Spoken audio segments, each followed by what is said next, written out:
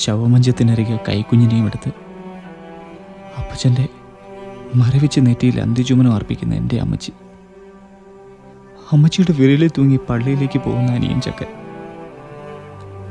ബോർഡിങ്ങിലേക്കും ഹോസ്റ്റലിലേക്കും പോകാൻ നിൽക്കുന്ന എന്നെ കരഞ്ഞു വിളിച്ച് തടയുന്ന വികൃതി പയ്യ, പിന്നെ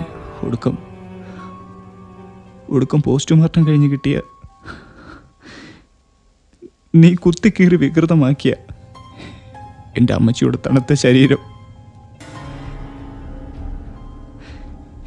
ഈ പറഞ്ഞതൊക്കെ മനസ്സിൽ നിന്ന് നീ പറഞ്ഞ കാലം മായ്ച്ചു കളഞ്ഞാലും ഒരു ദൃശ്യം അവിടെ ബാക്കി നിൽക്കും. ഒന്നും അറിയാത്തവനെ പോലെ, ചെയ്തു കൂട്ടിയത് എന്തെന്ന് മനസ്സിലാകാത്തവനെ പോലെ അന്ന് പോലീസുകാരോടൊപ്പം കൂസലില്ലാതെ നടന്നു നീങ്ങിയ എൻ്റെ അനുജൻ്റെ ദൃശ്യം. എന്തിനായിരുന്നടാ നീ അത് ചെയ്തത്?